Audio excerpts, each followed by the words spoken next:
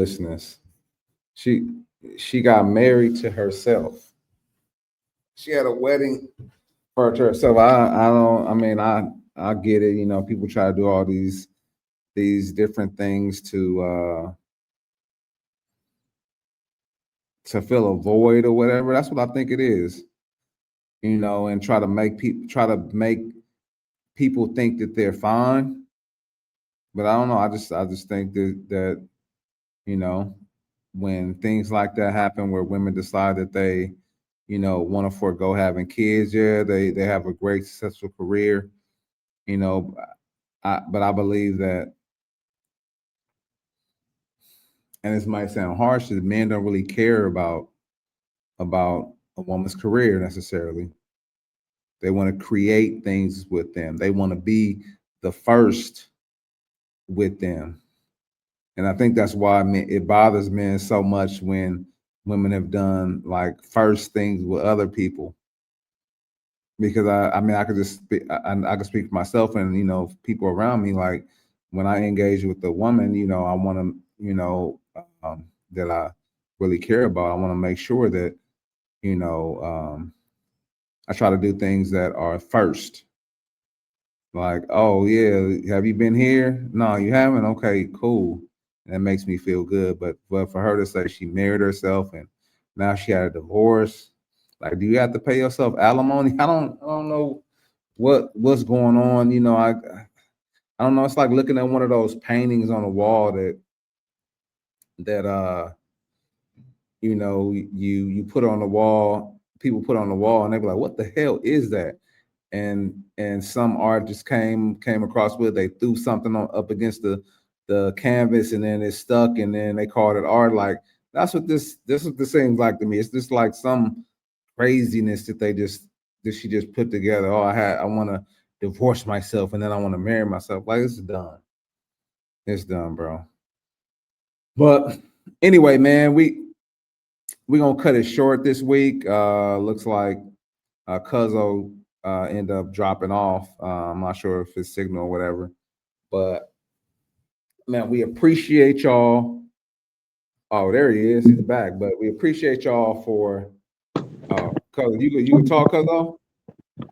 Yeah, man, I was in the Yeah, no, it's post cool. office. Case talking to the post office, trying to handle Okay. some Hands a business. bit. Yes, sir. Yeah, but I didn't Yeah. get to see the video. I had to pull up some Oh, information on my phone. But oh, just okay. going back to the last thing you talked about. Yeah, Yeah, hold she on been one like second. that. She been like that for the longest. So the mindset that I hear when she speaks doesn't surprise me. Mhm. And that's kind of like being a spokesperson for being a nation of individual that thinks about their careers over, building a community and upholding civilization, through your bloodline. So if it ends with you, then okay, that's fine. As long as you're Right. okay with that. That's the way I see it. And of course, not everyone's going to find the person that they want. Yeah, they are. So I'll meet you at the house. Yeah. So that's just what it is. Oh I yeah, see. post office All people right. are rude. That's just random. All kinds of things. Uh-oh. My father is a very There that you they go. are So, wondering how a woman as stunning as you are, that is the object of so many men's desire, and you probably have the pick of the litter, which is another thing that they assume. Yeah, wow. girl, I know. It's not even my focus, and it Mhm. never has been. Mhm. My mother's an independent thinker. I've witnessed a divorce, between my parents. I've witnessed all kinds of things. My father is a very attractive man. I've witnessed a lot of things. And it's also not been a safe place in my mind as a little girl. So I've always thought a little different. The white wedding dress, I was very fearful of those things. So I looked elsewhere and probably escaped too much in my work and keep going. But also, I think being independent has forced me to show up for myself and obviously family, friends, and this operation because I have a mission and I have a vision, but it requires me to be gone. And so that's also very much fear filled, knowing that if I have to be gone, 95% of the time, and my work calls for me to travel. That must be intimidating. And I also can't show up properly for my significant other. But I'm also now spiritually aligned so much where I know that I'm surrounded by love everywhere I go, right? I'm not seeking. And I know that it will be granted to me in divine time. And I'm not worried about it because my life is full of love and it comes in so many different forms, not just one person. So I've had to recalibrate my brain and not, I think, govern my life off of this fantasy or illusion that we've all been indoctrinated by or taught by. But when you have a vision as well, and you're fighting for empowerment, and especially for your women coming up, if you plan to be a label and sign young girls, et cetera, and be their protector, it requires you to show up differently and also think differently. So it hasn't been a focal point for me. And this is what it looks like. You know? And so, yeah, so I just want to stop it there. But so I had these two last things. So it sounds like also that she has some trauma because her parents had a failed marriage, what it sounds like, some infidelity. And so it was something that, scared her.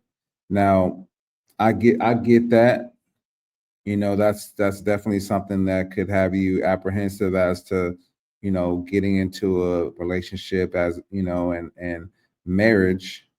But the thing I don't like is the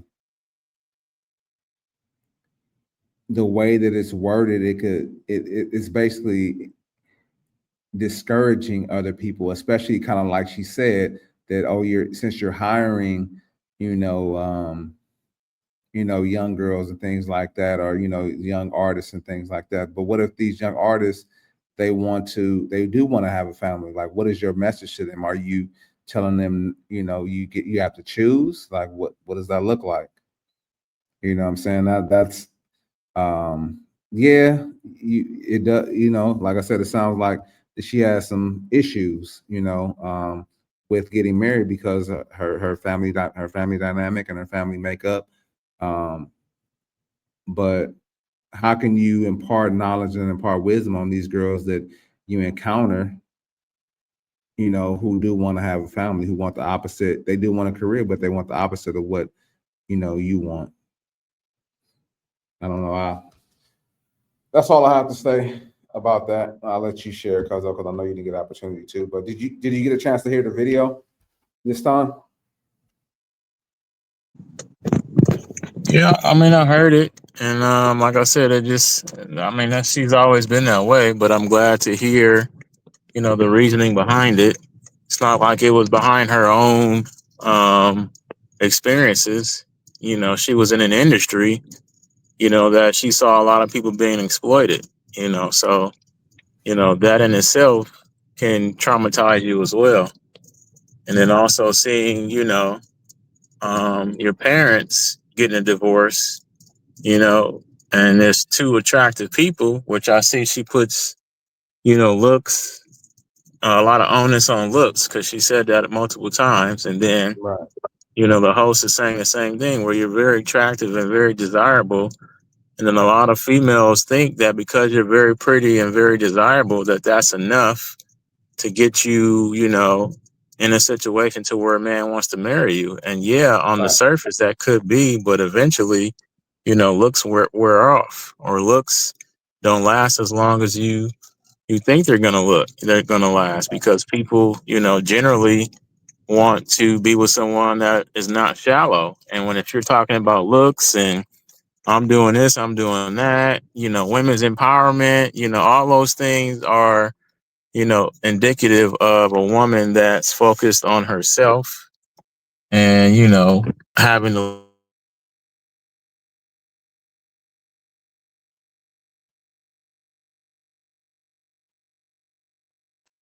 Yeah.